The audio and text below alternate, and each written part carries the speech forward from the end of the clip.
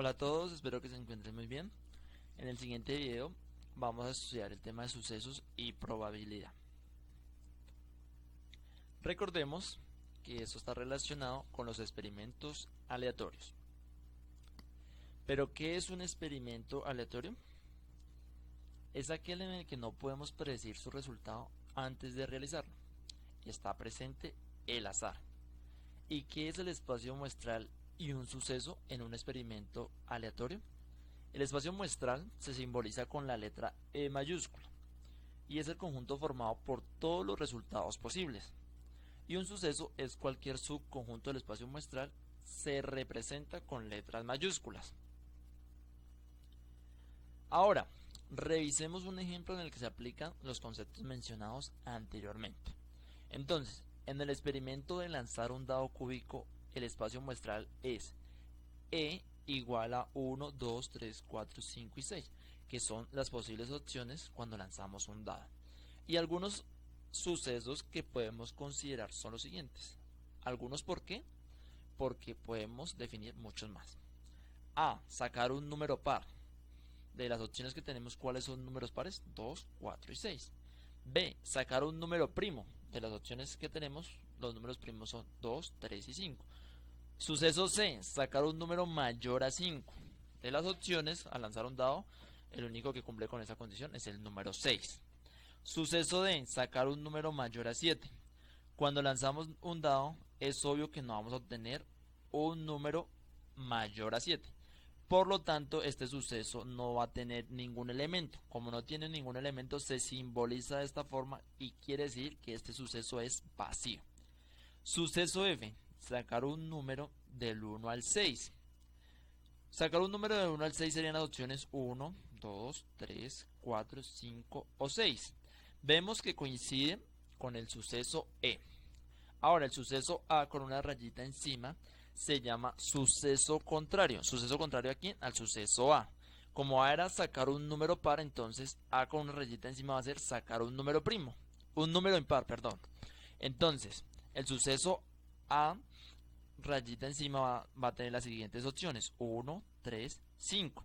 En ese orden de ideas, el suceso C va a ser el suceso C rayita encima va a ser lo contrario a C, que es sacar un número mayor a 5, es decir, sacar un número menor o igual a 5. Estas opciones serán 1, 2, 3, 4 o 5.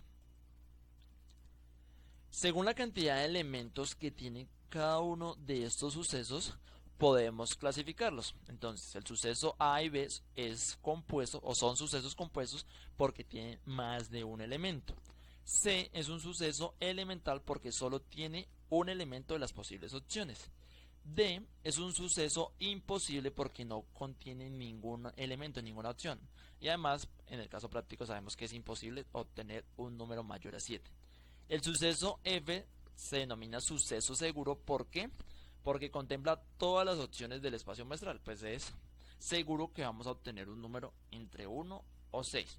Y como lo ha mencionado, el suceso A con rayita encima se llama suceso contrario y simboliza lo contrario según la letra que tengamos, según el suceso que hayamos definido con esa letra. También podemos definir algunas operaciones con los sucesos. La primera es la unión, que se simboliza con un símbolo parecido a una U. Y quiere decir que va a cumplir alguna de las dos condiciones de los sucesos involucrados. Es decir, va a cumplir la condición del suceso A o la condición del suceso B. Es decir, ¿cómo nos quedaría este suceso? Sacar número par o primo. ¿Cuáles son las opciones que cumplen con estas condiciones? 2, 3, 4, 5 o 6. La otra operación que podemos definir es la intersección. Es decir, que tiene que cumplir las dos condiciones de los sucesos en cuestión. Es decir, este suceso nos quedaría sacar número par y primo. Debe cumplir las dos condiciones al tiempo. Recordemos, entonces, como lo ha mencionado, que A es sacar número par y B sacar primo. De las opciones, ¿cuáles cumplen con esta condición? El número 2 solamente. Ahora, en ese orden de ideas, si hacemos B interceptado C, entonces, como B es sacar un número primo y C es mayor a 5, ¿cuáles de esas opciones cumplen con estas dos condiciones? Ninguna. ¿Por qué? Que sea mayor que 5 sería el número 6, pero 6 no es número primo, por lo tanto no encontramos ninguna opción que cumpla con esto. A partir de estas operaciones, específicamente de la operación intersección, podemos comparar sucesos en decir si son compatibles o incompatibles. A y B van a ser sucesos compatibles si tienen algún elemento en común. Entonces, en el ejemplo anterior veíamos que A y B eran compatibles porque tenían un elemento en común. Y B y C eran sucesos incompatibles porque no tenían ningún elemento en común. Es decir, B intersectado C era vacío. Ahora, ya con el estudio que hicimos de sucesos, podemos pasar al tema de probabilidad. Para determinar la probabilidad de un suceso, usamos la regla de Laplace. ¿Y cómo vamos a utilizar esta regla? Primero tenemos o debemos tener claro que para referirnos a una probabilidad utilizamos la letra P mayúscula y entre paréntesis colocamos el suceso al cual le vamos a hallar la probabilidad. También debemos tener claro el número de casos favorables al suceso A y el número de casos posibles. ¿Cómo se relacionan estos tres elementos? Entonces, la probabilidad de un suceso A va a ser igual. En el numerador colocamos el número de casos favorables al suceso A y en el denominador colocamos el número de casos posibles. Si continuamos con el ejemplo que hemos venido trabajando, entonces, ¿cuál será la probabilidad de A? Recordemos que A es obtener un número par cuando lancemos un dado. Entonces, recordemos que eran tres elementos los que cumplían esta condición: el 2, el 4 y el 6. Entonces, en el numerador colocamos los casos favorables a este suceso, que eran tres opciones que eran favorables a este suceso, y en el denominador colocábamos todas las opciones posibles, que cuando lanzamos un dado tenemos 6 opciones posibles. Si realizamos la división, esto nos da que es 0,5. Para pasarla a porcentaje, la multiplicamos por 100 y esto nos da que tiene una probabilidad del 50%. Entonces, cuando lancemos un dado, tenemos una probabilidad del 50% de obtener un número par. Ahora, si vamos a hallar la probabilidad del suceso C, que era sacar un número mayor a 5, recordemos que solo había un elemento o solo hay un elemento que cumple esta condición, que es el número 6. Por lo tanto, en el numerador, número de casos favorables, solo 1. Y en el denominador, pues son las mismas opciones cuando lanzamos un dado, entonces tenemos 6 opciones.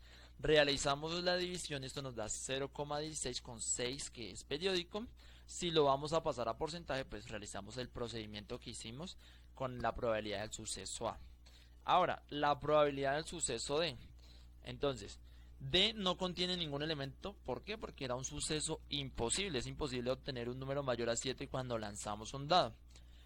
Entonces, su probabilidad, ¿cómo la calculamos? Nuevamente, en el numerador colocamos los casos favorables al suceso, que son 0, sobre 6, que son todos los casos posibles. Si dividimos 0 entre 6, eso es igual a 0. Si lo pasamos a porcentaje, pues es obvio que también va a ser 0% de probabilidad. Ahora, la probabilidad del suceso F, ¿cuántas opciones eran favorables a este suceso? 6. Y en el denominador, el número de casos posibles, que sigue siendo 6 porque no hemos cambiado de experimento. Realizamos la división y esto nos da 1. Multiplicamos por 100 y eso nos da 100%. Con la probabilidad del suceso D y el suceso F podemos darnos cuenta que la probabilidad de cualquier suceso a lo mínimo puede valer 0 y máximo puede valer 1. Entonces la probabilidad está entre un rango entre 0 y 1, y si está en porcentaje, pues entre 0 y 100%. Ahora, si hallamos la probabilidad del suceso contrario, que en este caso vamos a trabajar con el suceso contrario de C, encontramos que eran los números que eran mayores, números que eran menores a 5 o iguales a 5. Entonces 1, 2, 3, 4, 5 son 5 números que cumplen con esta condición, son los casos favorables. En el denominador los casos posibles, que son 6. Realizamos la división y esto nos da 0,833. Lo multiplicamos por 100 y nos da una probabilidad del 83,3%. Pero podemos realizar esta probabilidad de otra forma. Podemos tomar el máximo valor de una probabilidad, que es 1, y restarle la probabilidad de C. ¿Por qué? Entonces, como estamos hallando la probabilidad de C contrario, le restamos la probabilidad de C. La probabilidad de C es 0,16 con 6 periódico. Realizamos esta resta y nos da 0,8333, que coincide con la probabilidad que habíamos hallado anteriormente.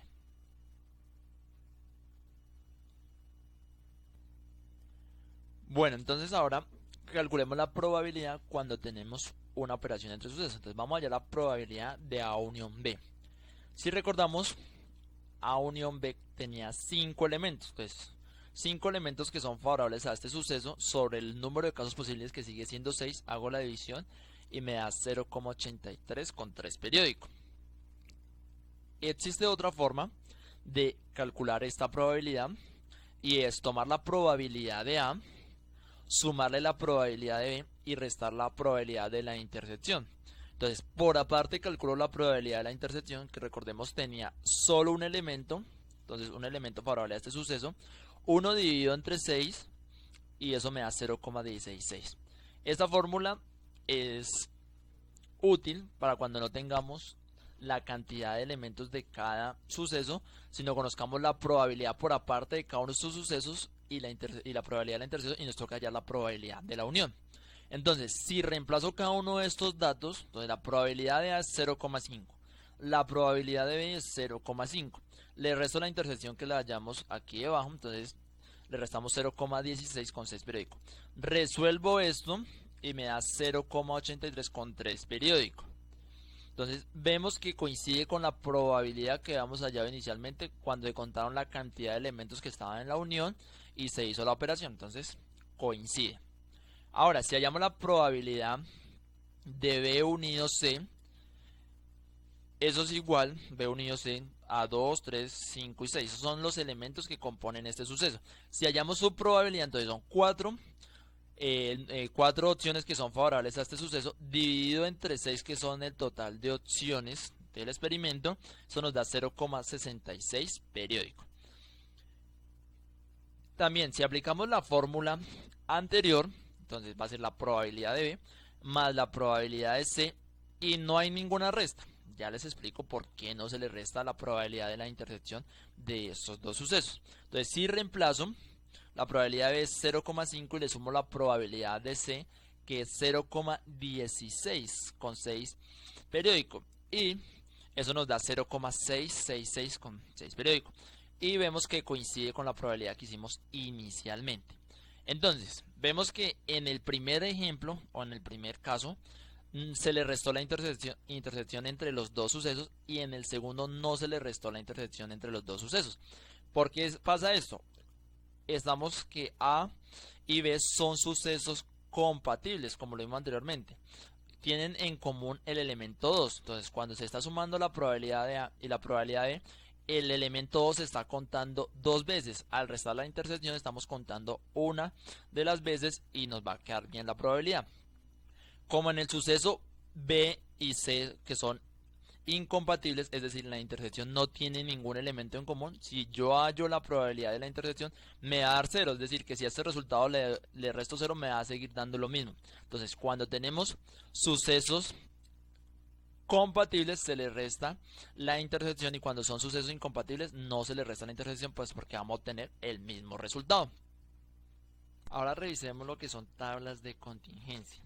¿Pero qué son? Son arreglos que se utilizan para analizar y describir la relación entre dos variables, y son muy utilizadas en el cálculo de probabilidades.